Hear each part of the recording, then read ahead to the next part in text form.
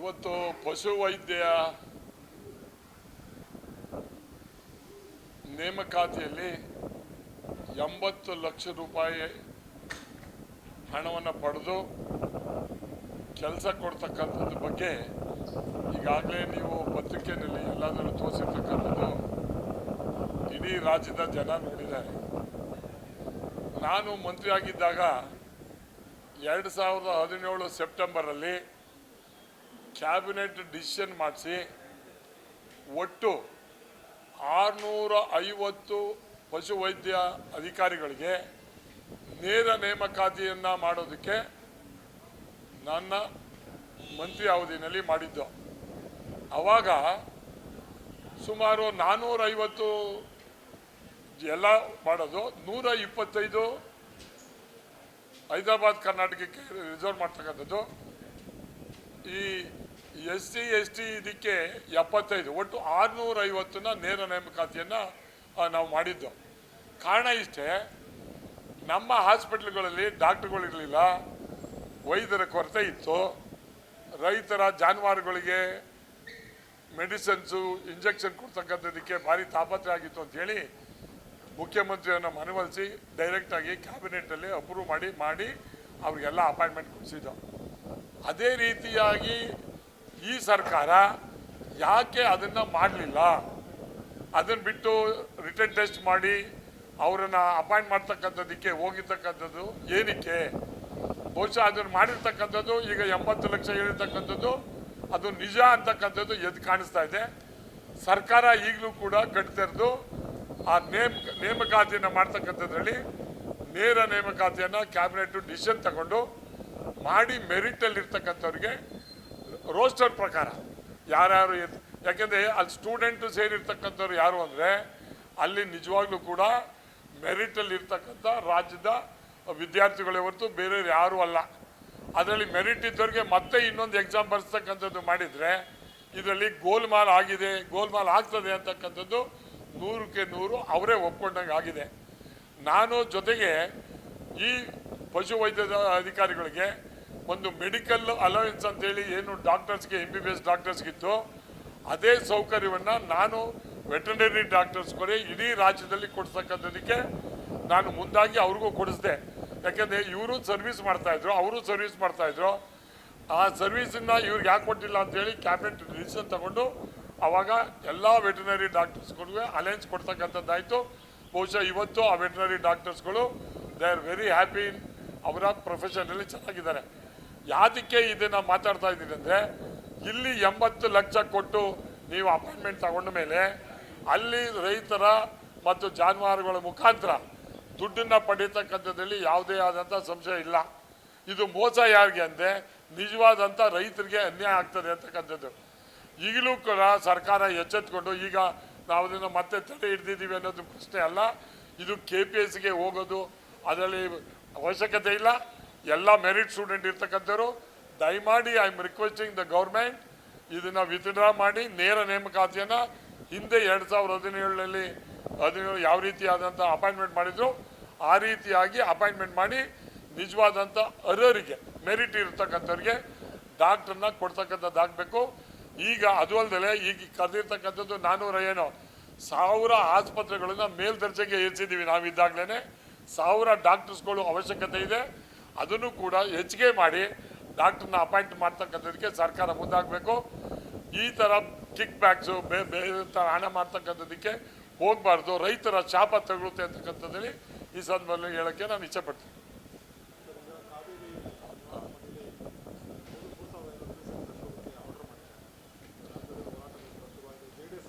ನೋಡಿ, ಇವತ್ತು ನಮ್ಮ ನಾಯಕರಾದಂಥ ಕುಮಾರಸ್ವಾಮಿ ಅವರು ಹಾಸನದಲ್ಲಿ ಪ್ರೆಸ್ ಕಾನ್ಫರೆನ್ಸ್ ಮಾಡಿದ್ದಾರೆ ಅಂತ ನನಗೆ ಅನಿಸ್ತಾ ಇದೆ. ಬಹುಶಃ ನನ್ನ ಕಮಿಟಿ ಮೀಟಿಂಗಿಂದ ಬಂದೆ.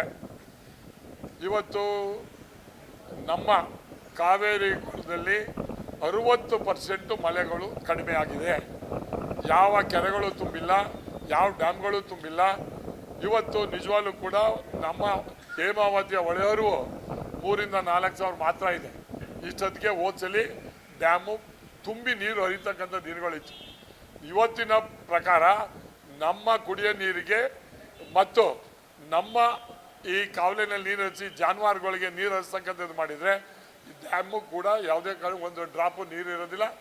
ಸರ್ಕಾರ ಮೊದಲನೇ ಆದ್ಯತೆ ಮಾಡಬೇಕಾಗಿರ್ತಕ್ಕಂಥದ್ದು ಕರ್ನಾಟಕದ 9 ಜಿಲ್ಲೆಗಳಿಗೆ ನೀರು ಕುಡಿತಕ್ಕಂಥ ಸೌಕರ್ಯವನ್ನು ಒದಗಿಸ್ತಕ್ಕಂಥದ್ದು, ಜೊತೆಗೆ ಕೆನಾಲ್ನಲ್ಲಿ ನೀರು ಬಿಟ್ಟು ನಮ್ಮ ಎಲ್ಲ ಕೆರೆಗಳನ್ನು ತುಂಬಿಸ್ತಕ್ಕಂಥದ್ದನ್ನು ಮಾಡಬೇಕು ಅಂತ ಕೇಳಿ ಆಗ್ರಹ ಮಾಡ್ತೀನಿ. ಇದರಲ್ಲಿ ಯಾವುದೇ ಆದಂಥ ಒಂದು ರಾಜಕೀಯ ಆಗಲಿ ಇನ್ನೊಂದಾಗಲಿ ಮಾಡಬಾರ್ದು.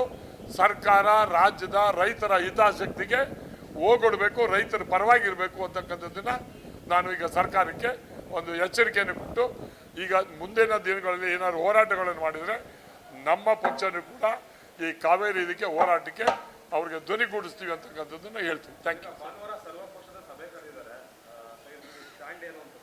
ಅಲ್ಲ, ಸರ್ವಪಕ್ಷದ ಸಭೆ ಕರೆದಿದ್ರೆ ಅವರನ್ನ ಕರೆದ್ಬಿಟ್ಟು ನೀರು ಬಿಡಬೇಕು ಮಾಡಬೇಕು ಅಂತ ಏನಾದ್ರು ಅವ್ರನ್ನ ನಮ್ಮ ಮನೆ ಹೊಲ್ಸಕ್ಕೆ ಬಂದರೆ ನಾವು ಅದಕ್ಕೆ ಒಪ್ಪಕ್ಕೆ ತಯಾರಿಲ್ಲ. ನಮ್ಮ ನಿಜವಾದಂಥ ಕಮಿಟ್ಮೆಂಟ್ ಏನು ಅಂದರೆ ನಮ್ಮ ರೈತರಿಗೆ, ನಮ್ಮ ಜನಕ್ಕೆ ಕುಡಿಯೋ ನೀರು ಆಗಬೇಕು, ನಮ್ಮ ಜನಕ್ಕೆ ಕೆರೆಗಳು ತುಂಬಬೇಕು, ಬೋರ್ವೆಲ್ ರೀಚಾರ್ಜ್ ಆಗಬೇಕು ಅಂತಕ್ಕಂಥದ್ದು ಡಿಮ್ಯಾಂಡ್ ಇಡ್ತೀವಿ. ಯಾವುದೇ ಕಾರಣದಿಂದಲೂ ನಾವು ಹಚ್ಕೊಂಡು ಇದ್ಕೊಂಡು ಇನ್ನೊಬ್ರಿಗೆ ಊಟ ಆಗ್ತಕ್ಕಂಥದ್ದಲ್ಲಿ ಎಲ್ಲೂ ಯಾವ ಇದರಲ್ಲೂ ಇಲ್ಲ. ಇವತ್ತು ನೀರು ಮೊದಲು ಬಳಕೆ ನಮ್ಮ ರೈತರಿಗೆ ಆಗಬೇಕು, ಆಮೇಲೆ ಮುಂದಿನ ಯೋಚನೆ ಮಾಡಬೇಕು.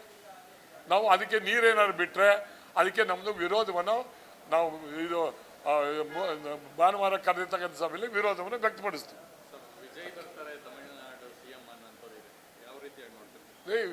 ವಿಜಯ್ ಬಂದರೆ ನಾನು ತಮಿಳುನಾಡು ಮುಖ್ಯಮಂತ್ರಿಯವ್ರಿಗೆ, ನಮ್ಮ ರಾಜ್ಯ ಮುಖ್ಯಮಂತ್ರಿಗಳಿಗೆ ಮನವಿ ಮಾಡೋದಿಷ್ಟೇ, ನೀವು ಸರ್ಕಾರ ತರೋದಕ್ಕೆ ಸಲುವಾಗಿ ಮೇಕೆದಾಟನ್ನು ಮಾಡಬೇಕು ಅಂತಿದ್ರಿ, ದಯಮಾಡಿ ನಮ್ದು ಯಾರ್ದು ಅಭ್ಯಂತರ ಇಲ್ಲ, ಮೇಕೆದಾಟನ್ನು ಕಟ್ಟಿ. ಮುಖ್ಯಮಂತ್ರಿ ತಮಿಳುನಾಡು ಮುಖ್ಯಮಂತ್ರಿಗೂ ಮನವೊಲಿಸಿ, ಮೇಕೆದಾಟು ಕಟ್ಟೋದ್ರಿಂದ ನಮಗೆ ಕುಡಿಯೋ ನೀರಿಗೆ ತುಂಬ ಅನುಕೂಲ ಆಗ್ತದೆ, ಮತ್ತು ಜನ್ರೇಷನ್ ಆಫ್ ಎಲೆಕ್ಟ್ರಿಸಿಟಿಗೂ ಕೂಡ ಒಳ್ಳೆಯದಾಗ್ತದೆ. ಮತ್ತು ಇಲ್ಲಿಂದ ಡ್ಯಾಮ್ ಕಟ್ಟರೆ ಈಗ 3,500 ಕ್ಯೂಸೆಕ್ಸ್ ಏನು ಬಿಡಬೇಕು ಅಂತಿದೆ, ಸ್ಟೋರ್ ಮಾಡಿದರೆ ಸಮುದ್ರಕ್ಕೆ ಹೋಗ್ತಾ ಇರ್ತಕ್ಕಂಥ ನೀರನ್ನು ಇಲ್ಲಿ ಸ್ಟೋರ್ ಮಾಡಿ ಕುಡಿಯೋ ನೀರಿಗೆ ಉಪಯೋಗಿಸ್ಕೊಂಡು ನಮ್ಮ ಎಲೆಕ್ಟ್ರಿಸಿಟಿನ ಜನ್ರೇಟ್ ಮಾಡಿ ಅನುಕೂಲ, ರೈತರಿಗೆ ಅನುಕೂಲ ಆಗುವಂಥದ್ದು, ಪಟ್ಟಣಕ್ಕೆ ಅನುಕೂಲ ಆಗುವಂಥ ಕರೆಂಟನ್ನು ಮಾಡೋದಕ್ಕೆ ಅವಕಾಶ ಆಗ್ತದೆ. ಅದನ್ನು ಮೇಕೆದಾಟು ಕಟ್ಟೋದಕ್ಕೆ ಮುಖ್ಯಮಂತ್ರಿಯವರು ತಮಿಳುನಾಡು ಮುಖ್ಯಮಂತ್ರಿಯವ್ರ ಜೊತೆಯಲ್ಲಿ ಮಾತಾಡಿ ಮೇಕೆದಾಟನ್ನು ಕಟ್ಟೋದಕ್ಕೆ ಮುಂದಾಗಬೇಕು. ಯಾಕೆಂದರೆ ಮೊದಲು ಹೇಳ್ತಾಯಿದ್ರು ನಾವು ಕೇಂದ್ರ ಸರ್ಕಾರ ಬೇರೆ ಎಲ್ಲ ಇದೆ ಅಂತೇಳಿ. ಇವತ್ತು ವಿಜಯ್ನೂ ಕೂಡ ಕಾಂಗ್ರೆಸ್ ಜೊತೆ ಹೊಂದಾವಣಿಕೆ ಮಾಡಿರ್ತಕ್ಕಂಥದ್ದು, ಇಲ್ಲೂ ಕೂಡ ಅದು ಸರ್ಕಾರ ಇರ್ತಕ್ಕಂಥದ್ದು. ಈಗಾಗಲೇ DPR ಸರಿ ಇಲ್ಲ ಅಂತಕ್ಕಂಥದ್ದು ವಾಪಸ್ ಹಾಕಿದ್ದಾರೆ. ಅದನ್ನು ಸರಿ ಮಾಡಿ ಮೇಕೆದಾಟನ್ನು ಕಟ್ಟಿ ಬೆಂಗಳೂರಿಗೂ ನೀರು ಕೊಡಬೇಕು, ತಮಿಳುನಾಡಿಗೆ ತೊಗೊಂಡೋಗ್ಲಿ, ನಮ್ಮದೇನು ಅಭ್ಯಂತರ ಏನಿಲ್ಲ. ಅದೇನು ಕಾನೂನು ಏನಿದೆ ಕಾನೂನು ಪ್ರಕಾರ ಕೊಡ್ತಕ್ಕಂಥದ್ದೇ.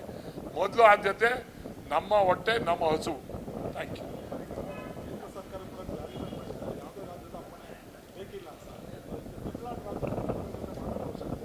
ನೋಡಿ, ಅವಶ್ಯಕತೆ ಇಲ್ಲ ಅನ್ನೋದಕ್ಕಿಂತ we have to invest money lot. ದುಡ್ಡನ್ನು ಹಾಕ್ಬೇಕಾದ್ರೆ ಡ್ಯಾಮ್ ಕಟ್ಟಬೇಕಾದ್ರೆ ಯಾರು ಅಂದರೆ ಯೂಸರ್ಸ್ ದುಡ್ಡು ಹಾಕಬೇಕು.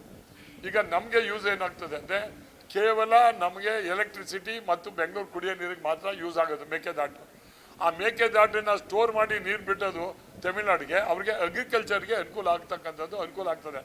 ಇದಾದಮೇಲೆ ಡೌನ್ ಸ್ಟ್ರೀಮ್ ಆಫ್ಟರ್ ಮೇಕೆದಾಟು ಮಾಡಿದರೆ ಅವರು ಒಂದು ಡ್ಯಾಮನ್ನು ಕಟ್ಕೊಂಡ್ರೆ ಅವ್ರಿಗೂ ಅಗ್ರಿಕಲ್ಚರ್ಗೆ ಸೇಫ್ ಆಗ್ತದೆ.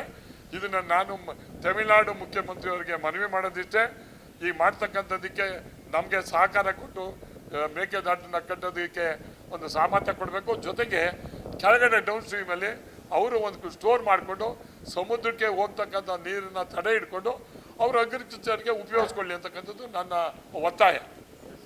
ನೀವು ಸಣ್ಣ ಆಗ್ಬೇಕಲ್ವಾ, ಅದು ಒಂದು ಉತ್ತಮ ಆಹಾರದಿಂದ ಸಣ್ಣ ಆಗ್ಬೇಕಲ್ವಾ. ಪ್ರತಿದಿನ ನಮ್ಮ ಜೀನಿ ಸ್ಲಿಮ್ನ ಯೂಸ್ ಮಾಡಿ ಯಾವುದೇ ಸೈಡ್ ಎಫೆಕ್ಟ್ ಇಲ್ದಂಗೆ ನೀವು ಸಣ್ಣ ಆಗ್ತೀರಾ.